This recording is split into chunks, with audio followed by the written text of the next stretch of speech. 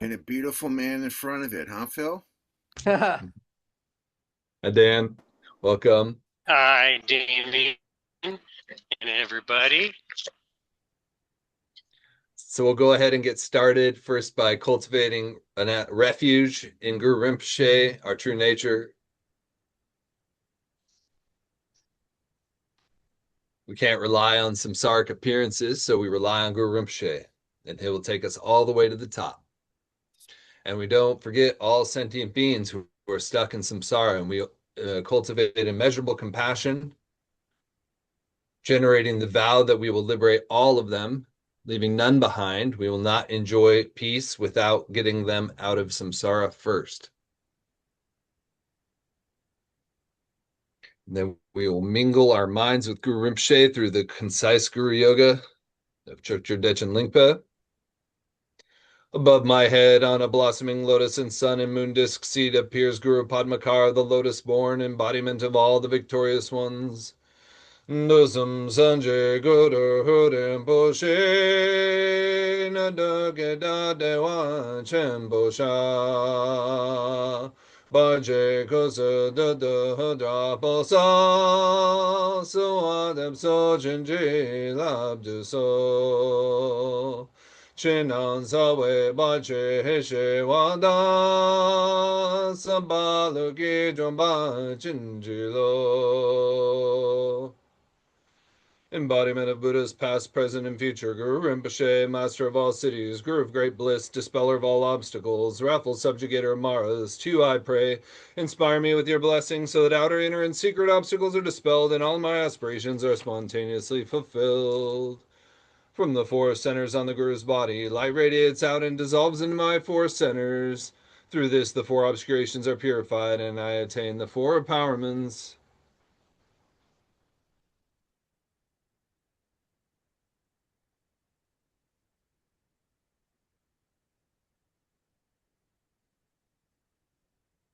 Guru Padmakara dissolves into light and becomes one with me, and I meditate on the inseparable unity of the Guru in my own mind.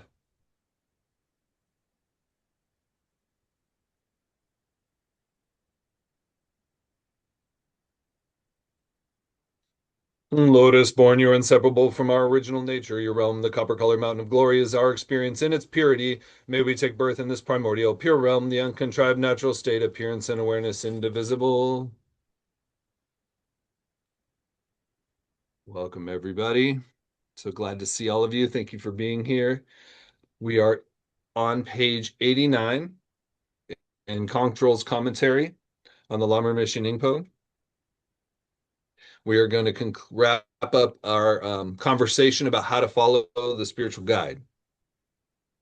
Regarding quotations on the necessity of first following a spiritual guide, the Ganda Vyuha states omniscience depends on the oral instructions of a spiritual guide. The compendium declares the victorious one who possesses the supreme of all virtues has taught that you should follow a spiritual guide to attain enlightened qualities. The mother scripture Prajnaparamita states the bodhisattva who desires to attain true and complete enlightenment should first of all serve, follow, and venerate spiritual guides. Also it is said, without a steersman to hold the oars, a boat will not reach the other shore.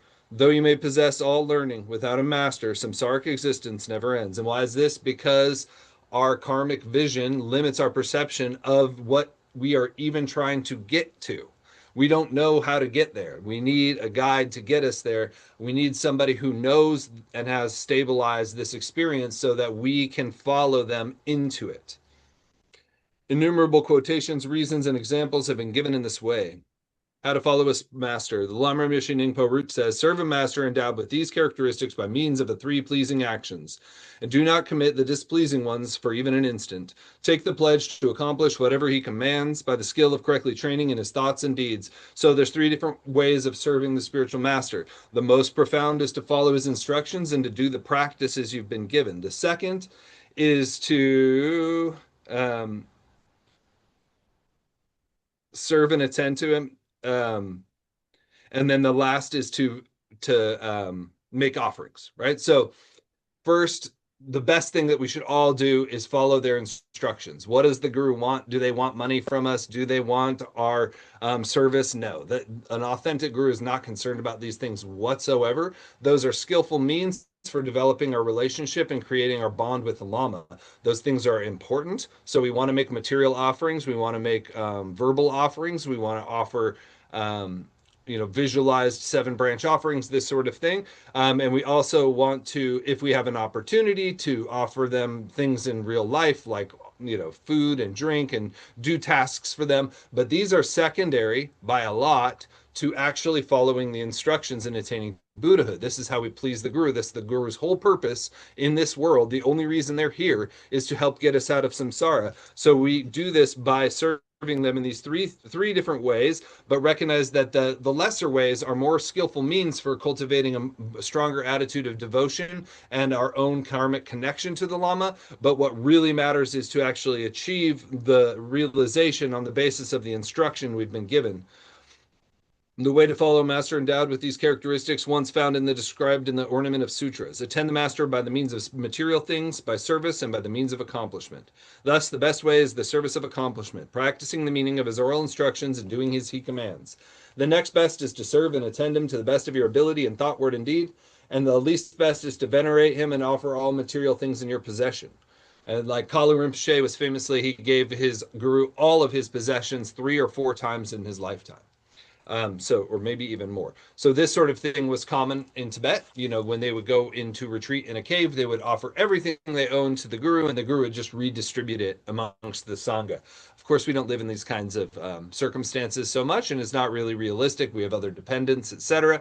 But we should make an effort to give part of our income to the best of our ability, even that if that's a seemingly small amount, as long as it's a large amount for us, as long as we are being generous with our, what is money? Money is energy, and we have to give back. It is inauspicious to receive the teachings and just take and take and take and never make any offering. So we want to make offerings not because the guru needs them, but because we need that. We need that karmic connection. You should recognize that offering to the Lama and to the Sangha is a really powerful, skillful means for your path, because where we place our energy is where our attention and energy will flow. And one of the huge attachments we have is to our money. And so by giving money, generously to the Lama and to the center, we're really telling our body mind, this is what matters to me. Right?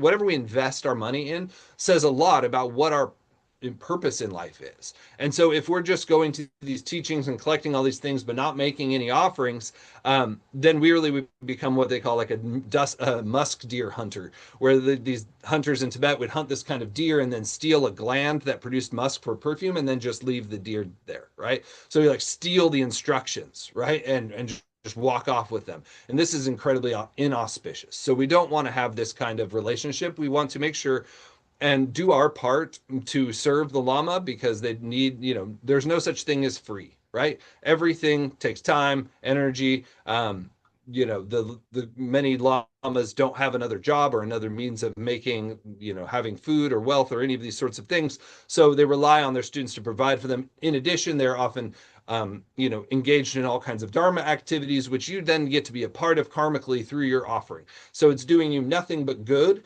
to connect yourself through your financial offering to your Lama. And also, but really listen to the instruction, do your practice diligently, and don't just see it as my practice so I can attain enlightenment, because guess what? That's not super inspiring. We're actually better at doing things for others. So that's why bodhicitta and devotion, another reason that those are so important. When we do our practice for the benefit of sentient beings and because of our devotion to our Lama, that's a much better motivation for doing our practice than just a desire to get out of the 6 realms of samsara. Right? Just out of fear is the lowest level of refuge. We want to have a higher level of refuge. We want to be up near the Dzogchen level, but at least at the level where we are at the Bodhisattva Yana, where we're really seeing our actions and practice as an offering to all sentient beings. We're working to liberate all beings together. We're not just doing this for ourselves. That's a very low level motivation.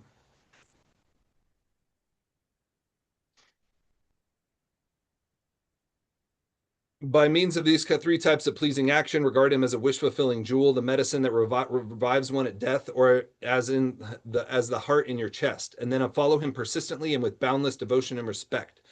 Do not commit actions that displease him for even an instant, such as wrongdoing in thought, word, and deed, or the manipulative deception of expecting rewards. So this is really important. Recognize, the pure vision that we have towards our Lama is part of our mindfulness practice. We are being very careful about what we allow ourselves to think and especially say about our Lama. This is something we should just be very, very vigilant about.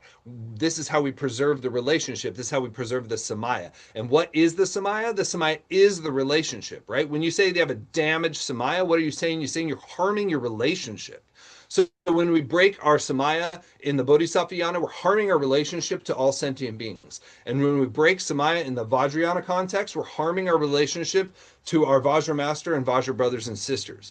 This does nothing but damage our path, right? Because we rely on a good relationship to them in order to keep going. And you will see that, even if people go through difficult experiences, you will likely go through difficult experiences with Vajra brothers and sisters or a Lama. You want to do so with the best mind possible.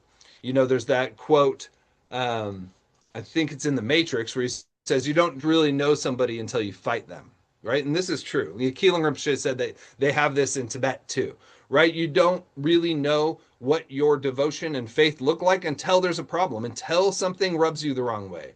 Then you really get to see how strong your faith is. And you should see that as an opportunity to practice, not an opportunity to indulge in grievances, right? And this does not mean to put up with being abused or harmed.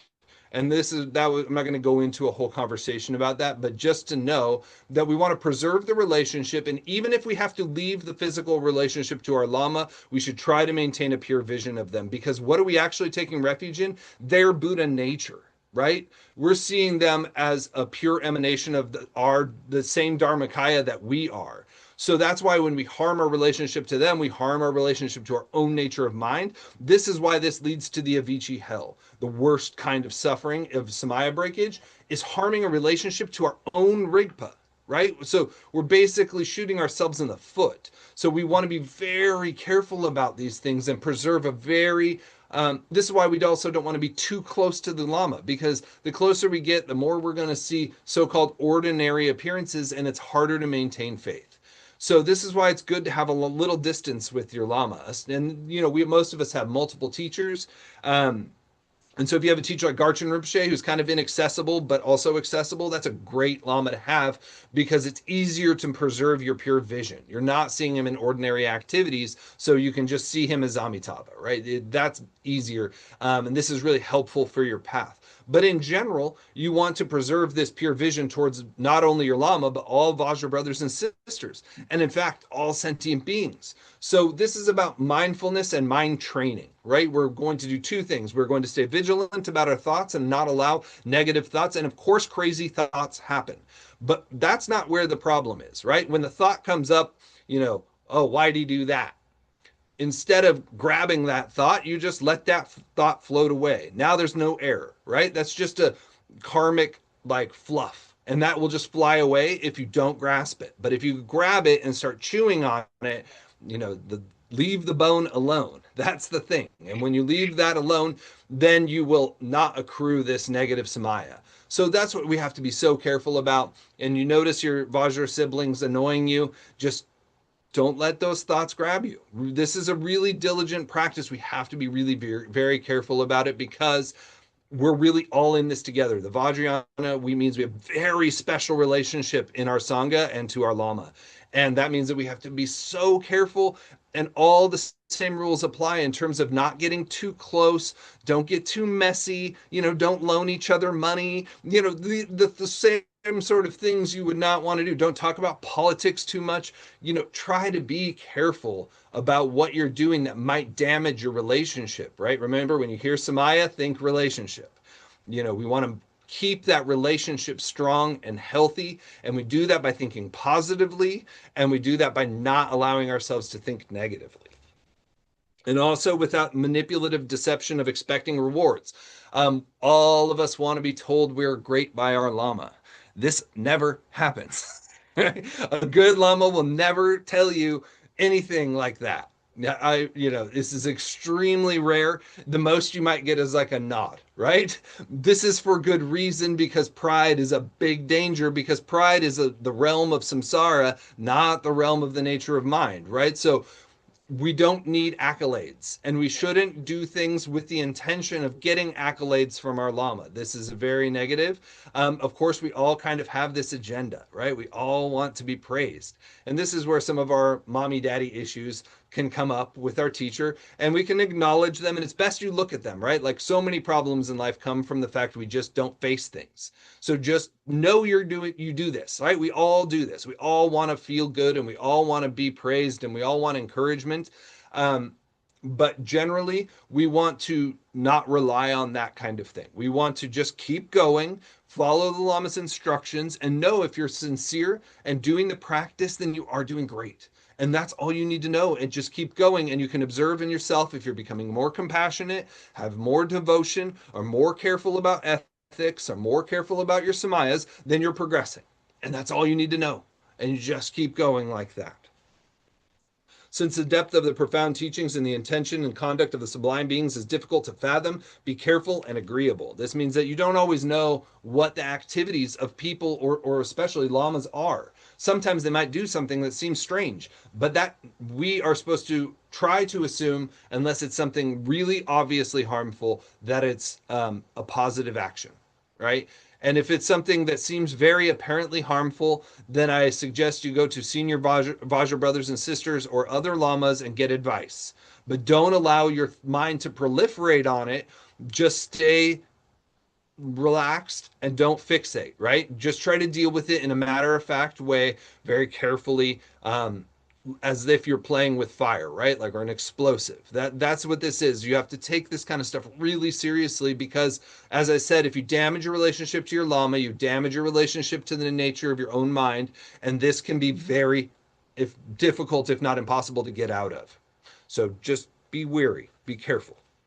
Since the depth of profound teachings and intention of the conduct of sublime beings is difficult to fathom, be careful and agreeable. By being skilled and correctly training in the behavior of the three secrets, see whatever he or she does as perfect and whatever he says as authentic. Again and again, take the firm promise or pledge, which is unshakable in the face of adverse circumstances, to fulfill whatever he commands and thus apply it in practice. Now, the reason there's so much confusion around all of this is that you have to recognize that we are doing something really weird. Taking refuge in another human being is crazy. Dzongkhar Khyentse talked about this extensively. I highly recommend his book, The Guru Drinks Bourbon, if you want to get into this. Essentially, the Vajrayana practices were meant to be this very elite, secretive thing that was practiced by small groups of people hidden far away from society in the mountains, and Tibet made it like this giant monastic institution, right? Which is not the context for these teachings. But that's how it happened. And so we can make the best of it by recognizing, yes, it's strange and you're doing something nuts. You need to know it's a little crazy. We're doing something very powerful. That means it's very dangerous, right? Like, powerful and dangerous are synonyms in some sense, right? Anything that's powerful also comes with danger. It's like the difference between riding a bicycle and riding a rocket ship. Bigger, reward potential, but also way bigger risk. And that is something we are doing and working with. And so you can't use social standards of your time and culture and try to apply that to the Vajrayana. This is happening extensively and it drives me crazy. Don't do that. That's not the Vajrayana. Leave it on its own terms. If you want and choose to practice in this way, then you really need to take it on its terms. You can't take your cultural ideas and try and put them on top of it. That just creates all kinds of weird problems and doesn't allow for an authentic following of the path. That being said, if you find yourself in the Vajrayana and you find it too hard or scary or difficult, then just slow down to the Mahayana.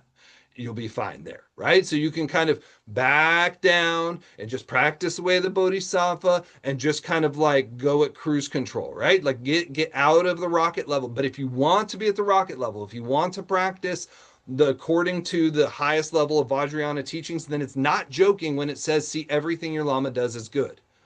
But this takes this incredible sophistication on the part of practitioners. And this is why this was meant for an elite few in small groups. This isn't for everybody. Not at all. It's asking you to do something totally taboo on so many levels. And that's why there's all kinds of conflict, because there's this conflict between culture and this tradition. And so most lamas these days are pretty good about being careful about these things. But there's all kinds of possibilities, because what we're after is the nature of mind, right? Not the appearance of activities. And so what transforms you is the purity of your vision. That's what matters. So you can have a pure vision without judging the lama's conduct at all. That's possible. And I know that sounds crazy, but that's how this is intended to be practiced. And so I think that we have to respect what our tradition and not ask it to live to American cultural standards. Those are very different. You know, how you treat your therapist, how you treat your doctor, how you treat his teacher. You know, we have very specific codes of conduct around those things. We can't really expect lamas to follow that. That's not this tradition. Many lamas are good at that. And I recommend finding a lama who's kind of close to doing that anyway, because they recognize the cultural context they are. A good lama will do that, right? Like a good lama, in all likelihood, is going to be very aware of the culture they're in and try to not do anything too outside of the box. But there's always room for moving outside of limitations. Part of what you're asking the lama to help you do is break down your limitations, break down your fixation on these rules and culture and, ego clinging and all these things. All of the practices we have in therapy and psychotherapy and all this about trauma and protecting ourselves and having a whole healthy psychology, that's not what this is for. I just have to be honest. These are two different worlds, and they're both good, but they serve two totally different functions, and we can't really smash them together, because we will, disempower and frankly disrespect the tradition we're trying to practice. So I know I'm saying that's a lot, right? That I know that's a big statement, but that's how I truly feel about, if you study the teachings, that's how these guys followed it. We want to follow their example, and we're choosing, no one forced us to take this up, right? We chose this. So, we all were raised, I don't think any of us were raised in a Vajrayana household where we were forced as a child to become yogis, right? We were all brought up in other traditions in accordance with our culture, and we chose to leave that to join this. So let's take that as seriously as we can and try to follow it according to the tradition to the best of our ability, while also being smart about it, right? And so I'll leave it there. As I said, I could go on about that forever. And as I said, that book by Dzongkhar Khyentse Rinpoche called The Guru Drinks Bourbon is very clear about all of this stuff. And it's very funny and interesting and helpful.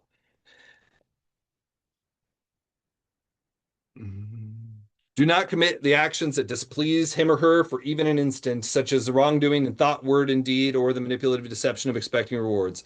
Since the depth of profound teachings and the intention of conduct of sublime beings is difficult to be fathomed, be careful and agreeable. By being skilled and correctly training in the behavior of the three secrets, see whatever he does is perfect, and whatever he says is authentic. Again and again, take the firm promise or pledge, which is unshakable in the face of adverse circumstances, to fulfill whatever he commands, and thus apply it to practice. And this is what Garchen Rinpoche said this very clearly. If you follow with this kind of faith, it doesn't matter so much the realization level of your Lama. You will be able to attain realization on that basis of your faith, right? So remember that. Like, that's what it's about. It's about your faith and your pure vision. And then you don't have to go, well, if they did this, then they might not have those kind of thoughts are going to diminish your practice. We just don't critique them in that way. We see them as a Buddha. Recognize that's a mind training, skillful means that we're doing, not a scientific statement about their personality, right? We're trying to view them as a Buddha. The assemblage declares, son of noble family, all the Tathagatas and all the Bodhisattvas regard the master as being the indestructible mind of enlightenment. The Tantra of self-arising awareness states, thus the master of secret mantra should be served with your body, with precious things, and with all that is extremely rare. A sutra teaches, by serving a spiritual friend, you will attain the enlightenment of all the Buddhas. The present age makes it difficult to find a master endowed with all the qualities mentioned here. Even when finding a master, beings with impure personal perception will see him or her as having faults. Therefore, follow someone who predominantly seems to have good qualities. This is discussed in Approaching the Ultimate. And see, this is written a long time ago, and that's still true. Due to the age of strife, masters have mixed qualities and faults. There is no one who is always free of any misdeed. The disciples should therefore follow someone who has mostly good qualities and has been carefully examined. There's your responsibility, right? And there's all your responsibility. And if everything beyond that is, you're now moving into your, into the world of Vajrayana, and you have to leave that behind. Once you've taken empowerment from a lama, then you don't get to keep examining. You now have to take pure vision. So first examine, first be careful. And I know so many of us, myself included, took empowerment long before I understood this. And that's not a good thing. Lamas should be very careful to explain what people are in for when they take empowerment. This is not a common practice, and I wish it was. I wish that every empowerment started with, but how many people would walk out even if the Lama said that, right? Like probably very few. If the Lama said, you have to make sure I've checked me carefully. If you make this commitment, then we are bound to a pure vision of, this sort of thing. But it's because we didn't study first, and the Lamas are generous with empowerment. So it's our responsibility. So as it said, the Vajrayana is like a snake entering in a hose, and the hose goes to enlightenment and it goes to hell. So once you're in the hose, you better just keep going. There's no going back, right? There's no turning around. You just need to move forward, because like a rocket ship, the amount of power and energy this creates is just going to go, and it's going to go one way or the other. And so we want to just keep it going towards liberation. Characteristics of the disciples who follow him. The Lama Rinpoche Ningpo root text says, of the disciple who has faith, renunciation, and compassion, who has sharp faculties, intelligence, and discipline. This is another thing that doesn't happen, right? Gurus don't often examine students before they take them on either, right? So the whole thing has become loosened. And Dzongtsar Khyentse has been very good about saying the Tibetans screwed this all up, because it just became public. It became this bigger thing. So it's a little bit diluted because of that. The Samayas aren't as pure. There's people taking empowerment and then just like completely disregarding it. All of that harms the teacher, harms the student. That's just the nature of this degenerate times. But we ourselves can be not like that. And we can be, really meticulous and careful and practice according to the tradition. So that's what we should do. We should be very careful. We should do Vajrasattva practice to purify our mistakes. And we should just keep going. The Guhyagarbha Tantra instructs, teach the worthy one of excellent character, give to the one who can surrender his body and possessions.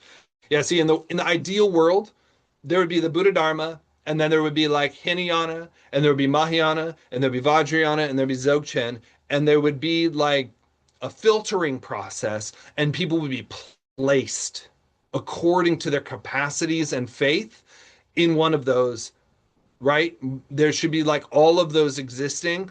And it happens to some degree. Really good lamas in general are stingier with the high teachings. That's a mark generally of my experience of really good lamas. They're being careful of samaya, which is a sign of their accomplishment, right? They're not being stingy. They're concerned about protecting the teachings and protecting the student and protecting themselves.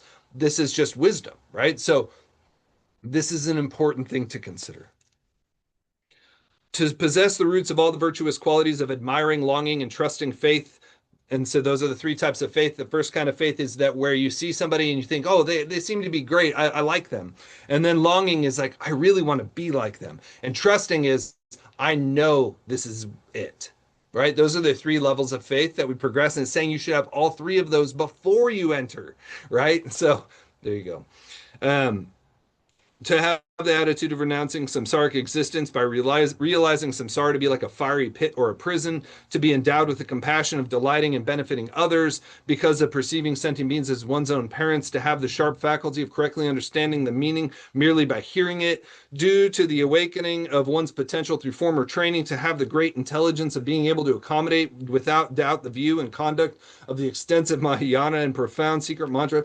This is hilarious to me. I mean, who has this before they started the Vajrayana? Not me. To possess the courageous discipline to engage in any practice without feeling intimidated or discouraged, since the 6 virtues embody all good qualities, a qualified master should accept a disciple endowed with them. Having followed him, how the oral instructions should be taught. The Lamar Mission Ningpo root text says, the master should give the teaching suited to the mind of the disciple. He should not give instructions that are inappropriate for the recipient. When in this way the connection between master and disciple has been well formed, the master should carefully examine the disciple's mind and give the teachings of either the lesser or greater vehicles that are suited to his mental capacity. Other than that, the master should not give what is inappropriate to the level of the individual, such as the profound and extensive teachings to someone with lesser intelligence or Hinayana teachings to someone of higher capacity. Doing so does not benefit the recipient of the Dharma teaching, and the teacher himself will be at fault because of creating the defects that a person of lesser intelligence feels afraid of the profound and extensive teachings, and therefore turns back from the path, while the person of higher intelligence, not being satisfied with the view and conduct, discards the steps of the path. The Vajragarland Tantra explains, just as the milk of the lioness should not be placed in an earthen vessel, likewise the tantras of the great yoga should not be given to unworthy people. There will be disaster in both this and future lives if the unworthy is given the oral instructions, and the master's attainments will degenerate. So, as you can see, it doesn't really happen this way anymore. Garjan Rinpoche is really exceptional because the way he gives teachings, he teaches at every level all at once. So you tend to hear what you need to hear. He does this in a very special way where he even gives the highest instruction, but lower capacity people won't hear it. This is because he is an actual Buddha, right? So he's able to teach in such a way that everybody does hear exactly the teaching they can hear and need, and don't hear one that's higher and don't hear one that's lower. And that's just incredible, a true siddhi. The Bodhicharya Avatar further states, do not apply the teachings for lower people to someone suitable for the extensive teachings. As for how to apply the teachings to the recipient, it is said detached conduct for the lower person, for the vast, the paramitas, and for the profound, the vehicle of mantra. For the Vajradome declares, for the lower ones, the action tantra and the yoga of non-action, the superior people who are above yoga tantra should be given the unexcelled yoga. So that's how to follow the Lama. Does anybody have any thoughts or questions before we move on to the 4 thoughts?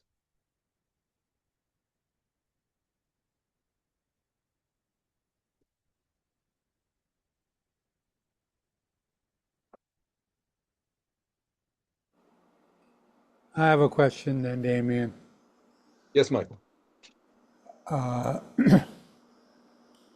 not sure that I really have a Lama, just to say it in the shortest way. I got pointing out instructions. I have teachers. But I have a feeling towards Garchen Rinpoche and some others, but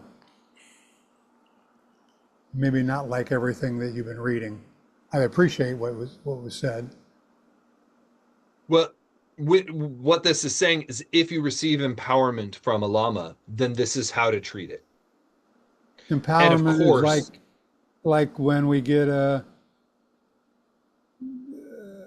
medicine Buddha empowerment. Is that yeah, or pointing out instructions are the supreme empowerment, right? So yeah, like Lama Joe, right? Like he doesn't like to call himself a Lama, but he's pointing out instructions constantly, right? So we are all taking empowerment from Lama Joe, right? So we should view him with that kind of respect and pure vision because he is teaching that level. So all of them are your Lama. You receive the Chenrezig empowerment from Garchen Rinpoche. You've received the pointing out instructions. We should try to maintain. Now, in general, I've received empowerments from probably 20 Lamas, right? A couple of them are very special to me, and I really follow with this kind of thing. The rest of them, I try to keep maintaining this pure vision towards, but I'm not really like following them because I just was in a circumstance to receive empowerment. And And the way that I view it is that my Lama is Guru Rinpoche. Guru Rinpoche has appeared to me in countless different forms in my lifetime, depending on where I am and what I need. And so my Lama is always Guru Rinpoche. He just has a different mask depending on the circumstance. So really my relationships to Guru Rinpoche, but there's a couple lamas that are my root teachers, the ones that I really try to follow their instruction, really try to practice according to what they say. And that's changed over time. I had a lama that I took refuge from and I received a ton of empowerments from. And I followed him for a long time before he passed. And then I took on another lama and practiced the tradition of Vajrayana and did the 9-yana thing with the Nundro and all of that. And consider them my teacher in that aspect. Then I have another teacher who really is like Guru Rinpoche for me. And that I have a different kind of relationship with that lama. And then I have like Lama Joe, who is also like my friend, but also my teacher. So I have different relationships and have different levels of faith based on my own pure or lack of pure vision. But you kind of choose, right? It's a good idea to pick at least one that you're just going to say, that's my lama, and I'm going to follow what they say. That's very helpful because it's very hard to follow this path if you kind of feel nebulous, like I kind of like this and kind of like that, and that makes things harder for you. It's very helpful to say, I'm going to just practice. And of course, we don't generally see them as a Buddha right away. It's both a path and a fruition. So in the beginning, we're doing Nundro and we're training ourselves to have that kind of faith and vision. And then if we actually could see them as a Buddha, then we ourselves would become a Buddha, right? Like it's also the result. So don't expect yourself to have perfected this, that it's the result and the path, both. So you don't need to beat yourself up. What you're doing is that this is your compass. This is what we're trying to move towards. And we're trying to orient ourselves so that we develop this kind of pure vision, because that's how a Buddha sees the world, right? Does that help? Yes, sort of. I guess what I heard you say earlier that I can embrace the closest, it's seeing every sentient being in the heartfelt way. I mean, that's where I can bring it down to somewhere. I mean, if I put upon myself that everyone I see is pure in their essence, that'll keep me from getting in trouble. That's how I can. That's excellent. But why you need one root guru is you need to know what instructions to follow, right? Because we don't know how to do this path ourselves. So we have to have at least one teacher who are following what they say. This is important, right? So what you're saying is pure vision towards all sentient beings is excellent, but we need to know how to walk the path, and we won't know how to walk the path if we don't have a guide. So we have to have one person that we're going to listen to, one person that we're going to say, what should I do? And then they say, do this, and then you do it. We kind of need that, we really need that. Okay. Thank you. Yeah. And that's just kind of a choice you have to make. Who are you going to follow like that? And once you make that choice, then just kind of stick to it. Okay. Thank you. That will help you. Yeah. Anybody else?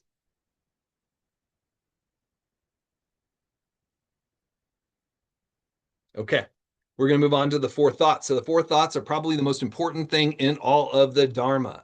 They are something the most neglected. They are the reason people do not go anywhere on the path. They are the reason people do not practice like they should. They are the reason all the problems we all have in our lives and on the path are because we did not take the four thoughts deep enough. So it is my intention to go as deeply into these as I possibly can take you, especially from the Dzogchen point of view, because I think that will be inspiring, but also so that you really take them seriously. So the four thoughts are the foundational practices. What does foundation mean? What everything else stands on to be supported. It does not mean the beginner level, like something you could skip over and then move along a horizontal plane. Not like that. You're building a tower, and your foundation is what will support the rest of your tower. And if you have a strong, amazing foundation, you will build a massive, beautiful tower. If you have a weak foundation, your tower will fall over. This is a guarantee. So don't skip these. They're so important, and they go all the way through the whole thing. So, what are the four thoughts? The four thoughts are the four things about reality you have failed to notice. The Shakyamuni Buddha sat underneath the Bodhi tree and said, here are the things that you don't recognize that are causing you to have suffering, right? Why do we have suffering? Because we try to make impermanent things permanent. We think that there is happiness in samsaric experience. We fail to recognize the opportunity we have with our precious human birth, and we fail to believe in cause and effect. These four failures cause the whole train wreck we call samsara.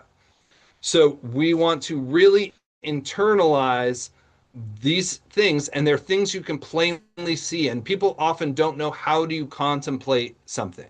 It says contemplate these, right? That literally means think about it. So this isn't something you have to just do on the cushion. It's something you should do all the time. Anytime you notice the seasons changing, you notice the consequences of people's behavior or your own behavior, you should notice how everything is disappointing in this world. Every time you notice these things, you should stop and think about how this is reflecting the four thoughts. And because the amazing thing is that people say, like, they want to practice more, right? But they don't, right? I spent a lot of years coaching people. And what I found is you can't make yourself through like an idea or willpower do more. But if you internalize these deeply, you will do more naturally. So this is the method. If you want to know, how do I have more discipline? How do I be more diligent? How do I better practice more in line with the teachings? How do I preserve my own happiness and bring about happiness for others? It'll be by paying attention to the four thoughts. So I hope the weight and gravity of this hits you. This is so important and so easy to skip over because your intellectual mind goes, yeah, I know. No, you don't. Because if you really did, you'd be a Buddha, right? It's literally the four distortions causing all of our samsaric experience are these four things. So we'll start off here. This has two topics, preliminaries and the main part. The preliminaries. This has two sections, the preliminaries for the session and the preliminaries for instruction. Preliminaries for the session.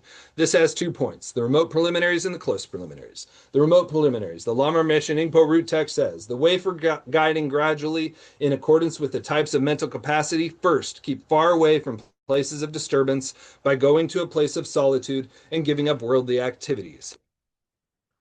As for the way of giving oral instructions with accordance with the different types of intellect and mental capacity, when you specifically know how to guide the gradual type of person, you will automatically also understand how to guide the instantaneous type of person. In general, without ascending through the stages of the path, you cannot suddenly jump to higher levels. Without the lower qualities of the path having arisen, you cannot attain the higher qualities. The manner of traversing gradually is therefore essential. The Nirvana Sutra says, just as the steps of a staircase, you should train also step by step, and endeavor in my profound teachings. Without jumping the steps, proceed gradually to the end.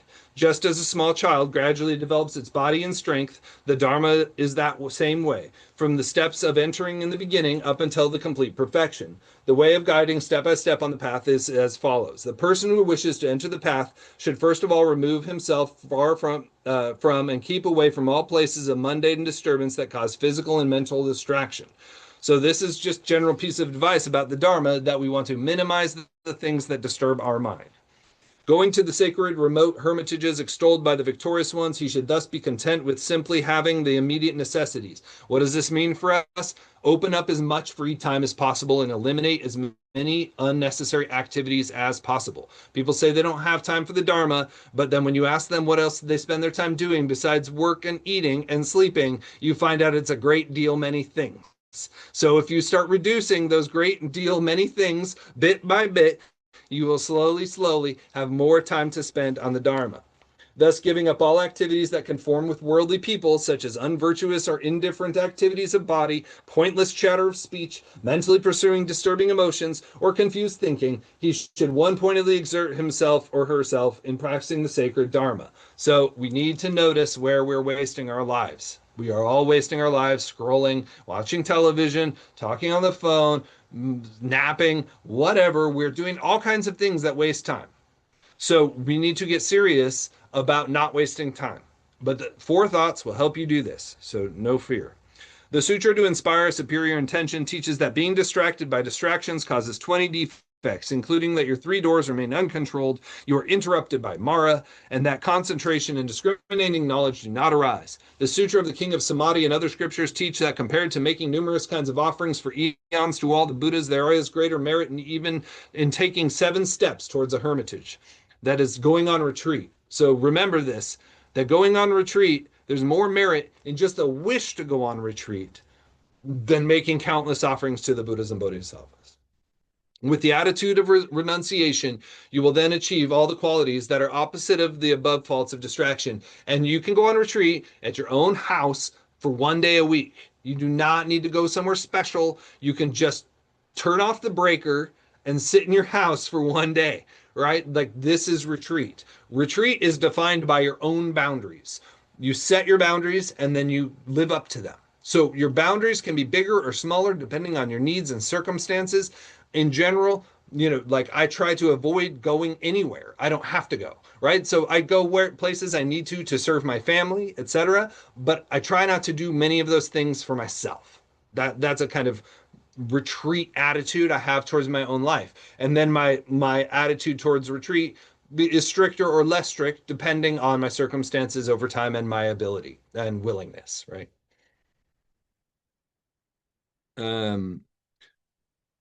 With an attitude of renunciation, you will then achieve all the qualities that are the opposite of the above faults of distraction. In particular, for a beginner who has not attained mental stability, it is essential to adhere to a secluded place. That is stated in the Ratnakaranda Sutra. The beginner should remain in a secluded place in order to pacify his mind and fully tame it. The close preliminaries, the Lama Mission Ningpo root text says, sit on a comfortable seat, straighten your body, expel the stale breath. This is the 9 cleansing breaths that we do. Supplicate the 3 jewels and generate devotion to your guru. Apply mindfulness and reflect in the following way. Take note of this. This is how you practice. It's about to tell you this is how you should practice every time you practice, but especially the 4 thoughts. You should be comfortable. That is, you can forget about your body. Straighten your body so that it's balanced. Right? And even if you need support or whatever, just make sure you're not using muscle and allow your body, all your channels to be straight. Expel the stale breath, supplicate the 3 jewels, and generate devotion to your guru. Visualize your guru in your heart and pray to them continuously until you feel strong devotion. Apply mindfulness and reflect in the following way. By sitting on a soft and level, comfortable seat in a secluded place, cave, or meditation hut, you can remain seated for a long time. By straightening the body posture, the channels and winds remain in their natural mode, and thus confused thoughts will diminish. By expelling the stale breath 3 times, the impurities of disturbing emotions within the channels are purified. By supplicating the 3 jewels to be able to reach perfection of the sacred Dharma, you will have no obstacles. By generating the devotion of perceiving your master as a Buddha, the 3 doors are blessed. By applying a natural mindfulness that is not overcome by adverse circumstances, you will be able to remember the meaning of the meditation practice. Therefore, apply correctly what is explained here and reflect on the mind training in the following way. The preliminaries for the instructions. There are 3 points. The stages of the path for common people, common for people of lesser capacity, common for people of medium capacity, and common for people of superior capacity. The stages of the path common for people of lesser capacity. This has 3 parts: reflecting on the hard to find freedoms and riches, on death and impermanence, and on the cause and effects of karmic actions. Reflecting on the hard-to-find freedoms and riches. The Lama Rinpoche Ningpo root text says this bodily support adorned with the perfect freedoms and riches, like a Udambara flower, is extremely hard to find. If you skillfully take advantage of it, then this find has great value, exceeding that of a wish-fulfilling gem. Therefore, following spiritual guides and virtuous friends at all times and on all occasions, giving up concerns for this life and for the sake of the future, exert yourself quickly to take advantage of it, for if you don't, it will not last. The first is the precious human birth. And you will always hear in association with the precious human birth these 2 things: 8 freedoms, 10 advantages, or 10 endowments. These are the things that make a birth precious. The 8 freedoms are your freedom from the 4 non-human states. You're not in hell. You're not a hungry ghost. You're not an animal, and you're not a long-lived God. In all those places, there's too much suffering and too much pleasure to even consider or be interested in the Dharma or be capable of practicing it. Freedom from the 4 human conditions, birth where no Dharma exists. That is, if you're like born in a completely Christian or Muslim country with no contact to the Dharma or something like that. Wrong views. You believe in a different tradition and have strong beliefs in a different tradition. These are block your entrance to the Dharma. A dark age without a Buddha. Fortunately, we are in the age of Shakyamuni, so we have that. And an incapacity to understand if you have any kind of mental defect that makes it so that you can't comprehend the teachings. The 10 advantages, 5 from one's own side. Human birth, central land, intact faculties, unstained livelihood, faith in worthy objects. So you have to have a human birth in a central land. That means with the Dharma being taught, intact faculties. That means you're able to access the Dharma. And in our modern days, even if you're blind or deaf, there would be ways to access the Dharma. So that's a thing we don't have to worry about as much now. Unstained livelihood. That means that your job doesn't break the precepts. Faith in worthy objects. That means that you have respect and confidence in the Buddha, Dharma, and Sangha. 5 from others. Buddha appeared, taught, teachings survive, practitioners sustain them, and conditions for practice exist. These are the 10 advantages. So you're free from these negative things, and you have these 10 things. That's what makes your birth precious. So it's rare in 3 ways by cause. The fruit of sustained virtue, which few beings create. You have to have the merit to be able to encounter these teachings. So the rarity of having the sufficient merit to have a precious human birth is an incredible fruit that you have right now that is temporary and easily lost. By number, compared to the dust on a fingernail against the dust on the whole earth. That's how rare it is. By example, Shantideva's blind turtle and the floating yoke. These are different ways of thinking about the rareness of this situation. And so you should spend time actually thinking about the number of sentient beings. And even if you have a hard time comprehending those unseen beings, just considering how many beings are under a rock or in a lake or a pond or a stream or a mud puddle, you will begin to see how many beings there are and how few have the capacity to practice the Dharma. So you should think about this and then think about in terms of the number of actual people who have human bodies and the potential encounter the Dharma, have any faith in it whatsoever, or actually practice it, then you've now gotten down to a very, very tiny few.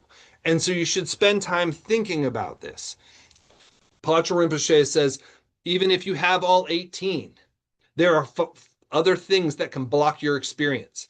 If your 5 poisons are too strong, if you have a false spiritual friend, if you're too lazy, overwhelming obscurations, that is too many concepts, controlled by another, if you're a servant in some sense, mistaking appearance for substance. I'm not sure exactly what that's referring to, but I think it's believing in samsara as concrete. Entangled in wealth and pleasure, no weariness of samsara, no faith, broken samaya. So these are things we need to check. They are things that take us from having a precious human birth to no longer having a precious human birth. And notice this changes moment to moment, right? There are times in our lives where we're too overpowered by our emotions and we're no longer practicing the Dharma. When we have too many thoughts and we're not practicing the Dharma. When we have to go to work, we're being controlled by another to some degree. We're not being able to practice the Dharma. Although we can transform all of these to some degree, it depends on your capacity. We believe samsara is real a lot and to have a lot of faith in it a lot. Get entangled in wealth and pleasure. We get worried about those things all the time. We are not weary of samsara. We think this is a good time and we want to stay here. We have no faith. We don't trust the teachings. We don't trust the Dharma. We have lots of doubts and negative thoughts. Broken samaya. We've damaged our relationship with any of these things. These things all stop your experience from being a precious human birth. So recognize that a moment in which we are engaged in the Dharma, like right now, everybody's paying attention, everybody's thinking about the Dharma, everybody's focused, they're not distracted, they're listening to the teachings. This is a moment of precious human birth.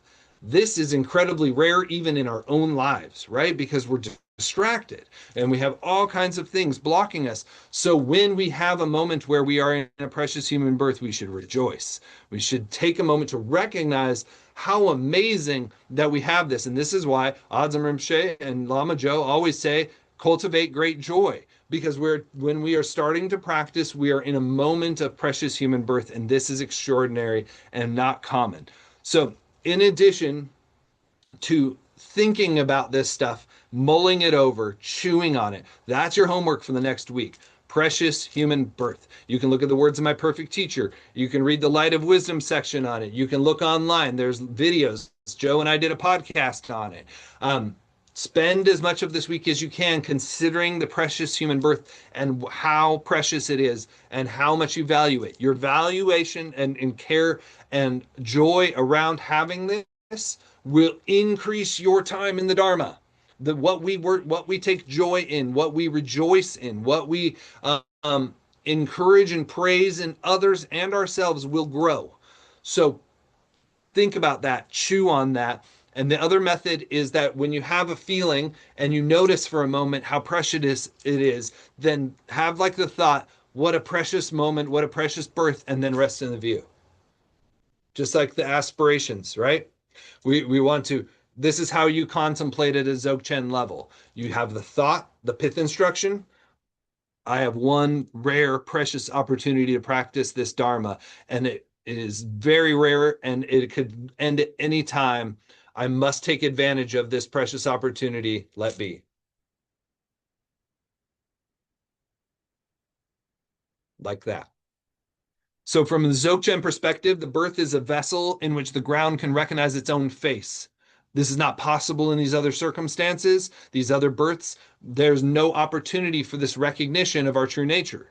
This body and configuration of the elements and the kind of affluence we have and the circumstance we have and the access to the Dharma, these things make it possible we can recognize our true nature.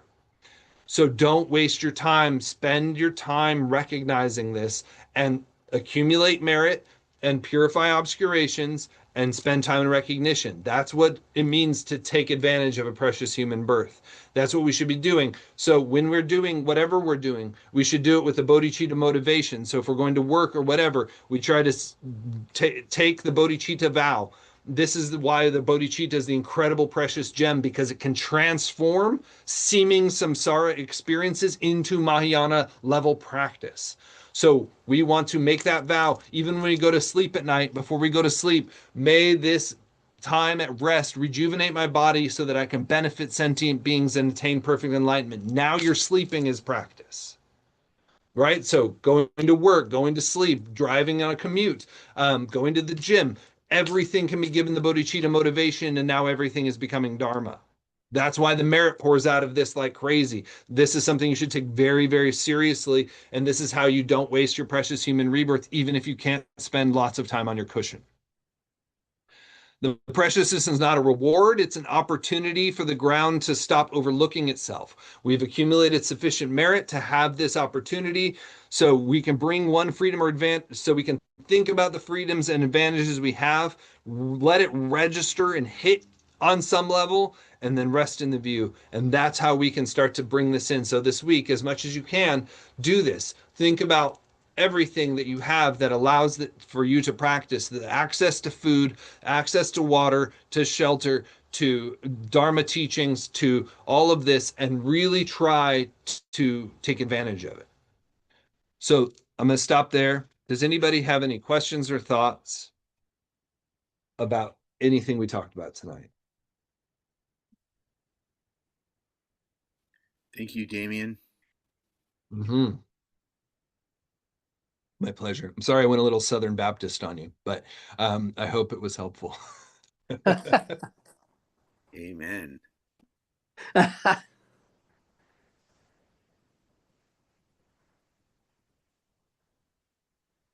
Anybody? Anything? As I said last time, your questions and comments are a gift of generosity, so don't hold back. If you have something, say it, even if it's just something that registered or something you thought of or something it reminded you of, just please share.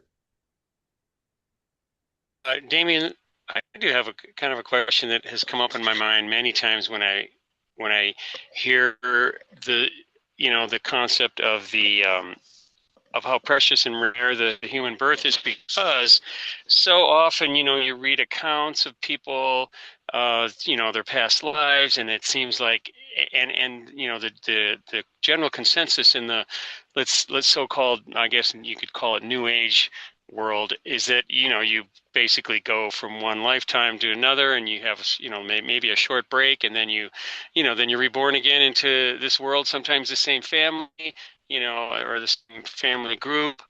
And so how does that square with the Dharma teaching that it's just incredibly rare to be reborn as a human? Well, the Buddhist position in general on that is that that's not how it happens, that only like people of high level capacity choose their birth. That is to say, continue to be reborn in the same family, or these sorts of things. And when you hear it in the New Age world, there's kind of this, I think, inaccurate optimism. The Dharma would say that most people are reborn in the lower realms, because that's what most of us are up to, that we have a certain level of merit that got us to this realm, and most of us aren't generating a crap ton of merit in this life. So as that discontinues, then we're going to go down, and so there's many accounts in the history of Tibet where lamas would know that like horses or goats would be reincarnations of even higher level lamas and monks, because their association kind of compelled them to be born near their old companions, but they didn't have a precious human birth, right? And so I think in general that we should look at it that way, that we won't likely, if we take rebirth, have another human birth. I don't think that's likely at all, unless we are actually, in order to be like a tulku, you have to actually be able to be conscious in the bardo, and then be able to direct your mind towards a body, and resist bodies that will be compelling you otherwise. And so to me, it's like, if you aren't lucid dreaming every single night, then don't even begin to think you will have that capacity.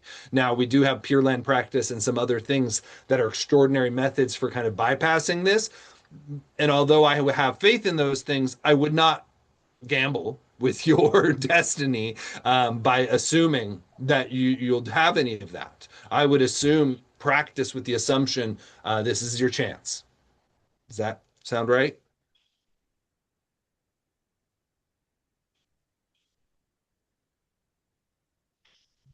Okay, thank you. I just, people always, they're doing past life regressions and all that kind of thing, and I think the general consensus is that you just go from one lifetime to the next. But, and if people have those, let's say, for example,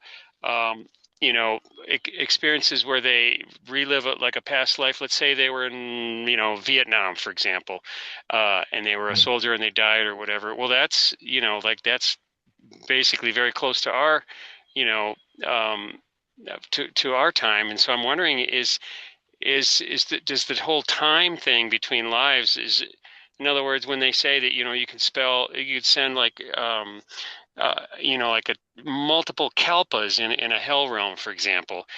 I'm just curious, like, does that happen in the space between, let's say, maybe, human lives, so that, you die, then you go to these hells, if that's where you're going, or whatever, Preta realm, whatever it is, and then you're there for a kalpa or however long it is, and then you just go, like, right when you're human again, you just basically right back in the same timeline that you were.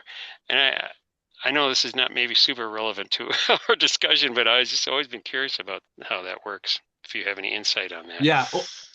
Only a Buddha really understands karma, but what you're saying makes a lot of sense. What is time? Is it our time around the sun? You know what I mean? So totally makes sense that what those different births, and all of us have sat in an hour that felt like a 24 hours, and we've been in 24 hours that felt like an hour, right? So things are subjective, and I'm sure that those time spans are kind of subjective experiences, right? So it totally makes sense to me that something like that might happen, where yeah, Marco, Dan's turning into a cat, he says. I can't get it off. I can't get my photo to my screen to come on, even though I turned my video on. I don't know where that stupid cat came That, from, that's but what that's what I've been anyways. that's what I've been saying about my human birth. I can't get out of it. I'm stuck. um, But yeah, it makes anyways, sense to you me were that saying, maybe it's Damien? something like that.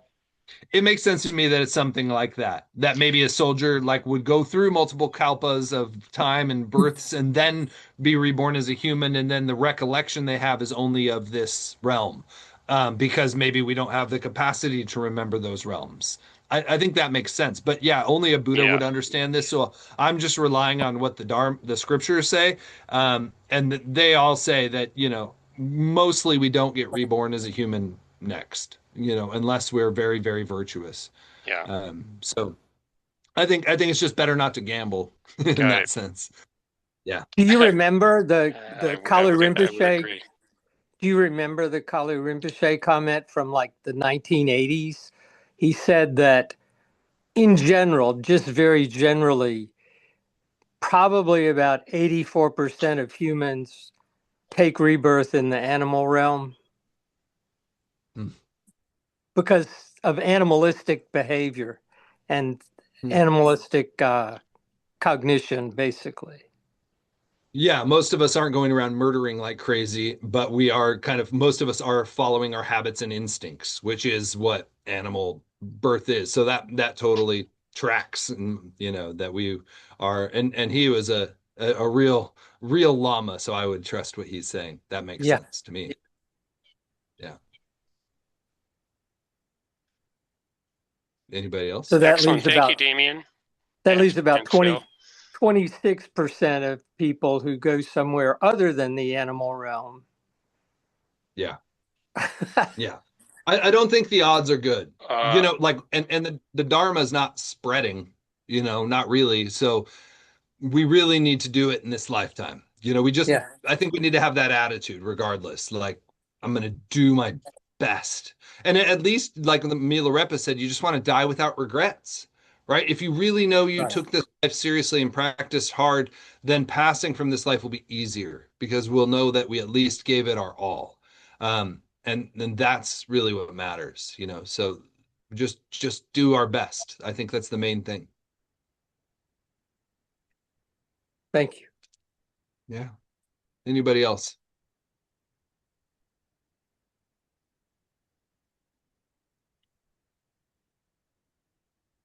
Okay. Well, thank you so much as always for being here. Love and appreciate all of you. Um, I know this is heavy stuff, and like Joe said, llamas don't ever teach on it because it makes people leave, which I think is hilarious. But we've got to think about it, right? And in a lot of ways, the carrot doesn't work as well as the stick, right? Like we are much quicker to respond to pain than we are to go chasing something that we don't even really quite understand what we're chasing. Um, it's not, it's much easier to reach for some quick pleasure than it is to keep focused on Buddhahood as some goal in the future. But if we pay attention to the suffering, not only our own, but all sentient beings, then that really helps motivate us and keeps us going. And preciousness of our human birth is really, it's gratitude, but it's gratitude with urgency, recognizing that the preciousness of it also means the delicacy of it, right? The causes of death are many, and the causes of this situation are very few. It's a whole, I think the rarity of the turtle, and we think, oh, that's just an exaggeration. I don't think it is.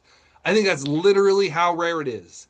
I think it's unbelievable. We can't fathom how rare it is. We can't. So, try and sit with it. Try and feel that. Like, think about the number of sentient beings. Think about the number of insects, microbes, all of those beings, and then think about you, and then think of humans, and then think about Dharma practitioners, and then think about serious Dharma practitioners, and then think about Dharma practitioners who receive the highest level instructions.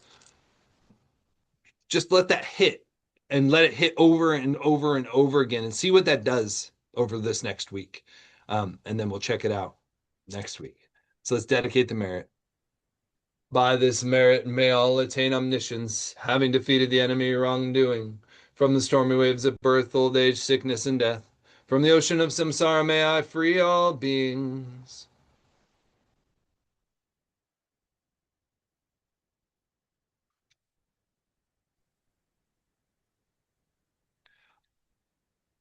My pleasure, everyone.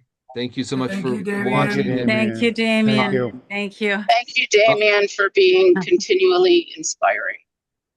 My pleasure. I do my best, and I will post the video as soon as I can, and then send out notes. And hopefully, those are helpful to you. And as always, if you have questions, please don't hesitate to reach out. Thank you. Thank you. Good night, everyone. Yeah, Thank you. Thank you.